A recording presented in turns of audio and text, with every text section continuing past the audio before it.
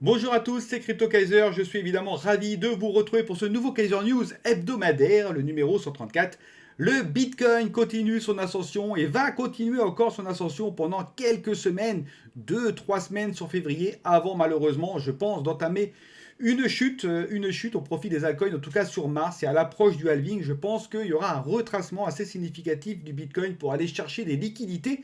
Nous verrons ça dans les graphiques tout à l'heure, avant évidemment le prochain bull run qui va changer la donne. Nous verrons également les cryptos qui performent, nous allons voir également les tendances, ça c'est toujours très important les tendances, je vous le rappelle, et puis quelques petites news par-ci par-là dans ce Kaiser News avec un petit zoom sur les Kaiser Flash, et donc je vous propose de démarrer dès maintenant, c'est parti.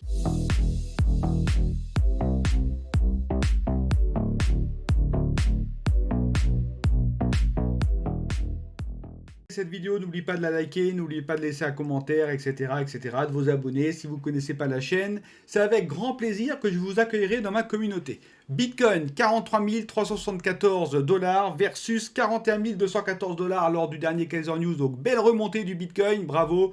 L'Ethereum, ça continue de stagner. Capitalisation à la clôture journalière. Pour rappel, je ne m'intéresse qu'aux clôtures journalières et hebdomadaires. 1726 milliards de dollars. En augmentation sur 24 heures de 1,18%, à peu près pareil côté Bitcoin et à peu près pareil côté Ethereum. Par contre, sur la semaine, le marché global a augmente, parce que c'est la semaine qui est en cours, qui se terminera dans la nuit de dimanche à lundi. Augmentation de 1,74% pour le moment du marché crypto global, versus le Bitcoin qui surperforme le marché et Ethereum également, avec respectivement 2,49 et 2%. Sur la répartition globale, toujours le Bitcoin qui mène la danse, qui se porte bien, parce qu'il prend 1% depuis le dernier Kaiser News, donc augmentation de la dominance du Bitcoin que l'on peut voir ici. L'Ethereum, petite baisse aussi, le recul, il va pas très fort, l'Ethereum, et puis les altcoins qui, eux, se maintiennent, voire augmentent petit à petit, donc ça c'est quand même pas mal. Sur le sentiment crypto, le fameux Fear and Greed, nous avons quitté la zone du neutre et nous rentrons maintenant dans la zone de l'euphorie, sans être extrême non plus, c'est tout à fait logique, la pilule ETF est passée. Maintenant, les investisseurs et les regards se tournent vers le halving et le prochain début du bull run. Donc pour le moment, on anticipe, on s'enflamme pas, l'euphorie reste mesurée, donc c'est parfait. On peut le voir ici sur les 200 derniers jours, toujours une trendline haussière. On revient un peu vers des niveaux médians, style 60, 65. Puis nous attendons des catalyseurs, nous attendons le halving, etc. Allez, je continue maintenant avec un nouvel écran d'ailleurs, l'écran des graphiques. Je trouve que c'est beaucoup plus clair, plus synthétique comme ça. Donc nous avons les liquidations ici, Bitcoin, Ethereum, le Rainbow BTC et puis le saison crypto. C'est des graphiques que je trouve moins intéressants en tout cas pour prévoir mon plan. Alors les liquidations, donc pour rappel, nous avons des traders. Les traders, ils vont mettre des ordres et derrière, ils vont mettre des stop-loss pour se protéger. Donc les stop-loss sont représentés par tout ce qui est en jaune ici. C'est ce qu'on appelle des poches de liquidité. Et donc tout l'objectif du cours, c'est d'aller récupérer, c'est d'aller atteindre ces poches de liquidité pour liquider les traders justement parce que ça force la vente ou l'achat. Et là, on est vraiment proche d'une poche de liquidité qui est assez importante sur le Bitcoin aux alentours des 44 000 dollars, voire une autre au-dessus, les 44 400 dollars. C'est la raison pour laquelle je pense à court terme. C'est beaucoup plus court d'aller ici que d'aller ici, où il y a une autre poche de liquidité, juste en dessous des 42 000 dollars, et encore une autre en dessous dans les 39 500 dollars. Mais je pense qu'à court terme, c'est beaucoup plus rapide d'aller en tout cas récupérer les liquidités qui se trouvent ici, donc entre 44 000 et 45 000 dollars. C'est la raison pour laquelle je pense qu'à court terme, sur février, en tout cas les 2-3 premières semaines, on aura un Bitcoin qui va continuer de grimper et qui va osciller autour des 42 000 et 45 000 dollars. Je pense qu'on va récupérer toutes les liquidités. Et puis après, à l'approche du halving, le halving, ça sera entre le 8-15 avril 2024 à peu près. Et ce qu'on peut voir, c'est que souvent, à l'approche du halving, on a quand même des belles baisses au niveau des cours. Alors, sauf peut-être un petit peu là, mais sinon, on a quand même des baisses. Et je pense que ça sera à bis repetita. Je pense que sur le mois de mars, on devrait être tenté d'aller commencer à chercher des poches de liquidité plus basses, autour des 42 000. Donc on oscillera dans ce range ici. Et puis une fois qu'on sera sur les 42 000, pourquoi pas aller chercher encore plus bas. La tentation sera assez grande parce qu'il y a pas mal de liquidités au-dessous, les 39 500, etc. Et ça pourrait être intéressant pour acheter le Bitcoin une dernière fois à bas prix, notamment pour les gros. Donc ça, je vais quand même le surveiller. Peut-être qu'en mars, on pourra descendre du coup à 42 000, voire à 39 000. Pour moi, c'est une probabilité qui est assez forte. En tout cas, c'est ce que je prévois. Ce qui corroborait aussi un petit peu ce qu'on a dans les saisons crypto. On a été jusqu'à la altcoin saison. Maintenant, à court terme, on va aller dans la Bitcoin saison, ce qui va correspondre justement à ce pump qu'on aura vers le nord, autour des 44 500, 44 000 dollars. Donc, on va baisser ici. On va se diriger vers la Bitcoin saison. Et puis derrière, on aura un gros rebond, ce qui correspondra du coup à la chute du Bitcoin pour aller chercher ces liquidités-là. Et puis ensuite, on aura un Bitcoin qui va continuer à croître, mais des altcoins qui continueront à croître également. Donc on oscillera entre le côté médian et le côté plutôt supérieur de ce graphique. Et c'est ce qui marquera le début de notre prochain bull run, qui devrait donc démarrer aux alentours mai-juin 2024. Voilà. Et concernant l'Ethereum, on a des poches de liquidité qui sont bien présentes aux alentours des 2150 dollars. Donc là, on est à 2300 dollars, mais il n'y a pas grand-chose au-dessus. C'est assez poussif, l'Ethereum. Donc voilà, je suis un petit peu inquiet. Pour moi, l'Ethereum, on a de grandes chances aussi de revenir tester ces supports ici et récupérer encore ces liquidités. À voir. Donc je vous propose maintenant de voir l'analyse graphique. Donc je vais essayer de ne pas faire de redite. Donc le Bitcoin vision hebdomadaire en haut, Ethereum vision hebdomadaire en bas. Donc ce qu'on peut voir, c'est qu'on a une clôture mensuelle déjà, mes chers amis. Clôture mensuelle qui était assez correcte, faut le savoir. On a clôturé dans le nuage mensuel, mais la lagging spine était au-dessus du nuage mensuel, donc ça c'est quand même super. Les prix étaient quand même au-dessus de la 4 June mensuelle, la lagging spine également. Donc grosso modo, c'est une tendance haussière long terme, et c'est ça qu'il faut savoir. Donc à court terme, je pense, comme je vous l'ai dit, qu'on pourra aller chercher les 45 000 dollars sans problème ici. On va commencer un petit peu à osciller. Et puis derrière, il y aura des liquidités à aller prendre au sud. Donc, comme on a vu, donc on va rebondir vers les 42 000 dollars. On va réattaquer le support. Je pense que ce support-là pourra rompre juste avant le halving pour aller chercher les 39 500 dollars parce qu'il y a beaucoup de liquidités. On va reprendre de l'amplitude, reprendre du souffle et puis après, on va repartir en bull run. Et là, je pense qu'on ne pourra plus atteindre ces niveaux de prix-là.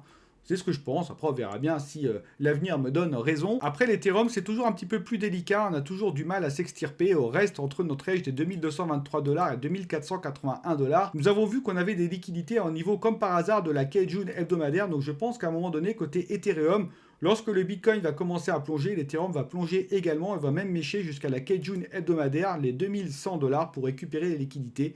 Et puis derrière, quand le Bitcoin va commencer à se reprendre, je pense que l'Ethereum également, et on pourra rentrer dans une phase haussière.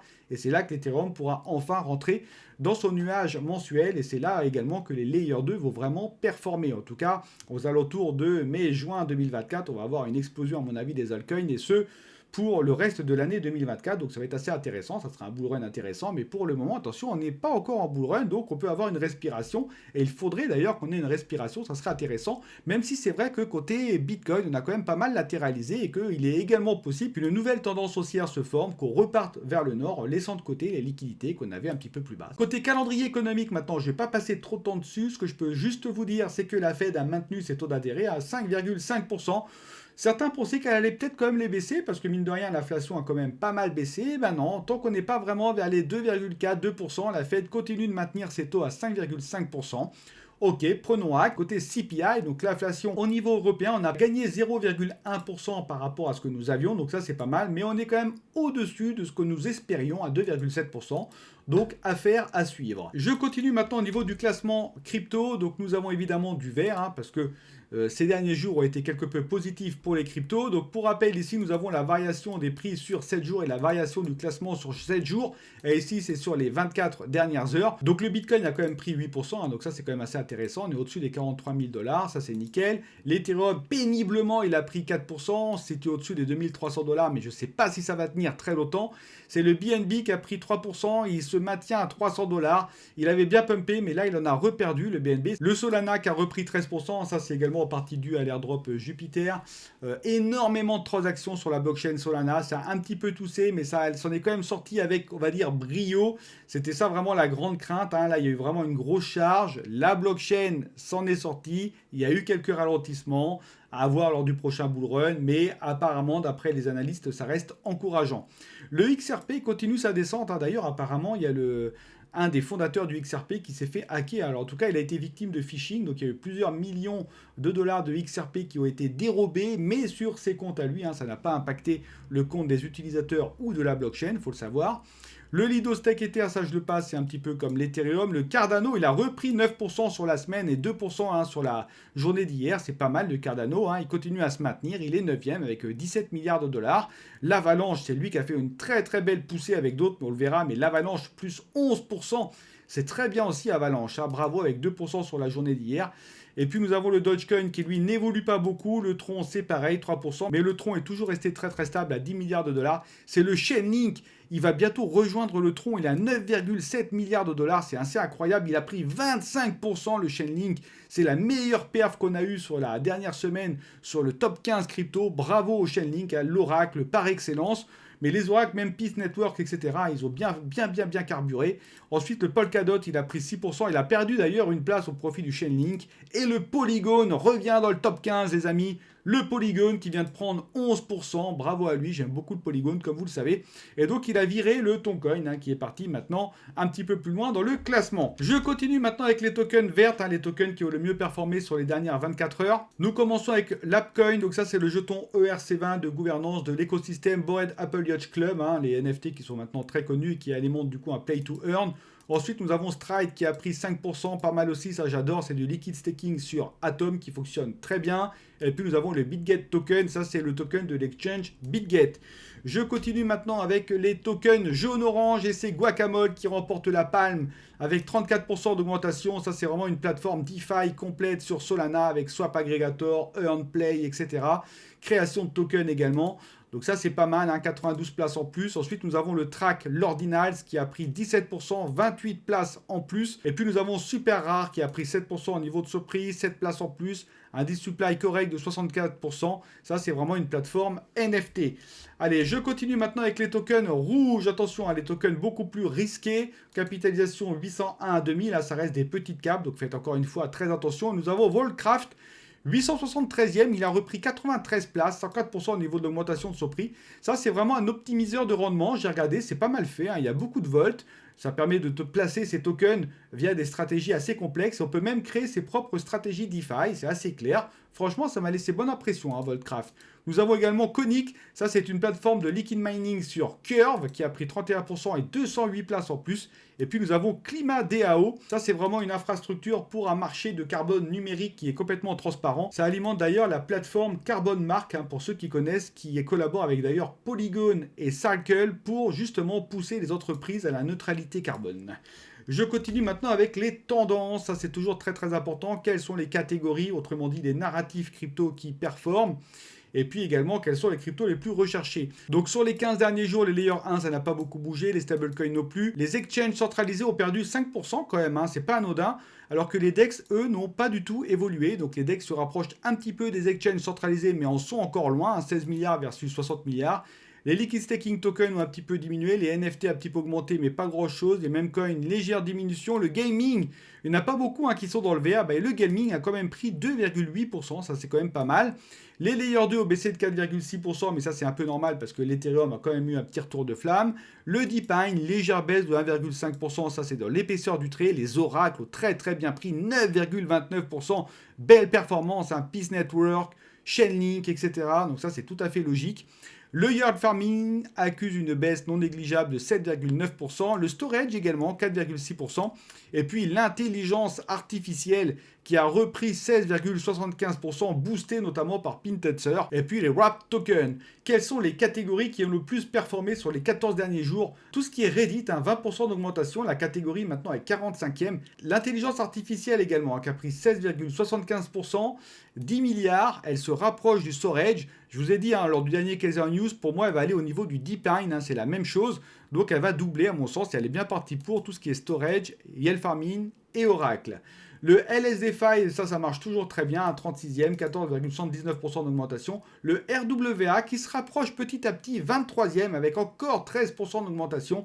Et puis nous avons les oracles, on l'a vu, avec 9% d'augmentation. Les cryptos les plus recherchés sur CoinGecko. Nous avons le WEN, donc le WEN, ça c'est un même coin, tout simplement. Alors c'est un poème sous forme de NFT qui a été fractionné en 1000 milliards de tokens. Voilà. Ensuite, nous avons le Solana, vous connaissez. Et puis, nous avons Miro, qui est un même coin sur Solana, bien évidemment. On essaye de faire à peu près pareil que Bonk. Et Miro, ça représente le chien d'un des cofondateurs de Solana, qui est Raj Gokal. Et je termine enfin avec l'écosystème Kaiser. Donc, je vous ai mis ici les Kaiser Flash, les Kaiser Flash qui fonctionnent bien d'ailleurs. J'ai des bons retours sur les Kaiser Flash. Alors, pour rappel, ce sont des shorts d'1 minute qui synthétisent les Kaiser News. Et ça, vous l'avez tous les jours. Donc, c'est quand même assez intéressant. J'ai eu 2 modifications importantes dessus. Un sur la première page où je vous ai mis une phrase qui synthétise le marché crypto de la journée. Voilà, par exemple ici, c'est le BTC qui reste stable et les altcoins qui performent. Ici, vous avez le total, le marché total au niveau de la market cap et l'évolution de ce marché par rapport à la dernière clôture et sur les 7 derniers jours glissants. Le Bitcoin ici avec le petit graphe qui représente le cours du Bitcoin et l'Ethereum avec le petit graphe pareil. Le dernier Kaiser News qui est en bas. Sur l'écran suivant, vous avez le sentiment crypto avec les cryptos qui sont les plus recherchés. Ensuite, ici, grosse modification aussi qui a eu lieu. Alors, comme le Kaiser Flash est généré à partir du Kaiser Board, j'ai dû faire des modifications également sur le Kaiser Board. Donc maintenant, dans le Kaiser Flash, nous avons les 3 cryptos qui performent le plus par capitalisation, de 1 à 250, 251 à 800 et 801 à 2000, et les 3 cryptos qui performent le moins. Ça a été une demande d'un des membres de la communauté.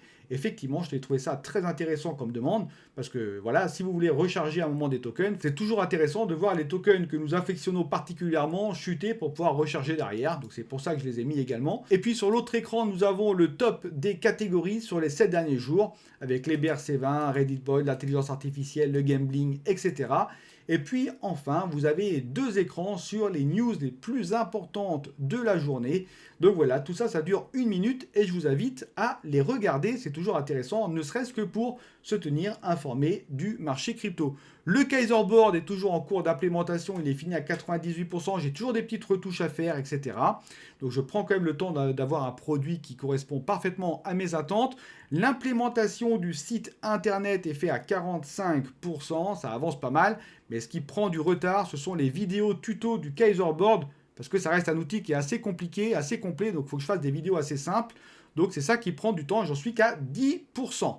Voilà, je vous rappelle également que toutes ces vidéos, tout ça ne sont pas sponsorisées, ça c'est quand même important de le dire, et toutes les métriques viennent de mes propres recherches. Faites quand même attention, faites vos propres recherches également. Ceci est une aide à la décision, mais ça ne peut pas remplacer une étude faite par vous-même, ça c'est évident. Et puis je vous rappelle aussi qu'il est toujours important de liker et de vous abonner si vous voulez que la chaîne perdure. C'est terminé pour moi, je vous souhaite à tous un excellent week-end et je vous dis à la semaine prochaine pour le Kaiser News et à demain pour le Kaiser Flash. Bye bye tout le monde!